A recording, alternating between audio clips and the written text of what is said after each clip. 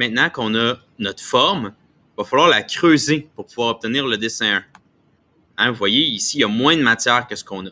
Donc, on va commencer par creuser le coin ici qui a été complètement enlevé.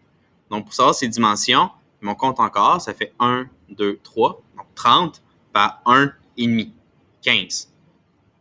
Donc, je viens ici. Et là, avant de faire une extrusion, il faut tout le temps faire une esquisse. Donc, je clique sur esquisse. Et là, quand je veux creuser, je veux partir du haut de ma pièce pour la creuser. Donc, je sélectionne le haut de la pièce comme ça.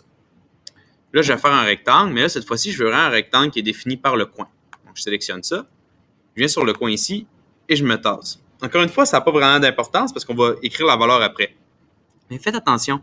Si vous allez trop proche du centre du gros rectangle, Onshape va être persuadé que c'est ça la mesure que vous voulez en fait. Puis après ça, quand vous allez y dire 15 mm, il va avoir une contradiction puis il va vous mettre une erreur en rouge.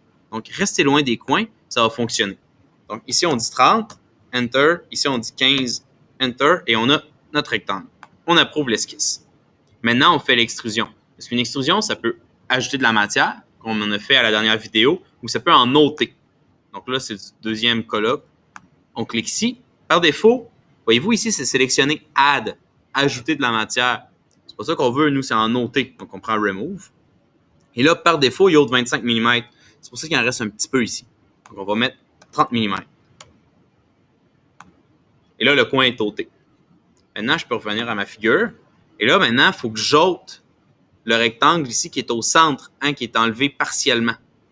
Donc, pour savoir sa mesure, premièrement, je sais qu'il fait 40 mm de large parce qu'il a la même largeur que la pièce. Mais aussi, je sais que tout ça fait 70 mm. Le haut ici, il fait 10. Et le haut ici, il faut se rendre compte que les mesures sont plus petites ici. Les coches sont plus rapprochées. Donc, elles sont de 5 mm chaque. Donc, ça fait 1, 2, 3, 15. Donc, on fait 70, moins 10, moins 15, et ça fait 45. Donc, je viens faire un autre esquisse sur le dessus.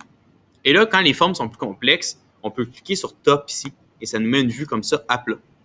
Donc, on fait encore un autre rectangle. On peut partir du haut. Voyez-vous comment la ligne du haut est orange? Ça veut dire que quand je vais cliquer, Onshape va savoir que je veux vraiment partir du bord. Donc, je viens ici. Même chose ici, ça devient orange. Et là, je vais dire 45. Et là, ici, si on lui dit 40, il va nous mettre une erreur. Parce qu'il sait déjà que c'est 40 mm, parce qu'on a vraiment cliqué sur les deux extrémités du gros rectangle qui sont de 40. Donc, on peut juste faire Échappe ou Escape sur votre clavier et tout va bien. Mais maintenant, ce rectangle-là, il faut le placer.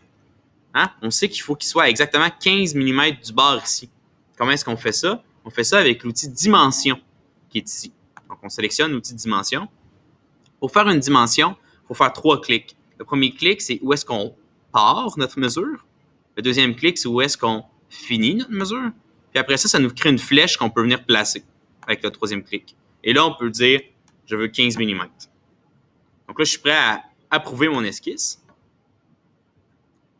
Donc, voyez-vous, ici, j'ai mon rectangle. Donc, je suis prêt à faire mon extrusion. Encore une fois, je sélectionne mon esquisse. Là, par défaut, il fait ajouter. Donc, il en demande d'en noter. Là, on veut savoir de combien on note. Donc, on vient ici.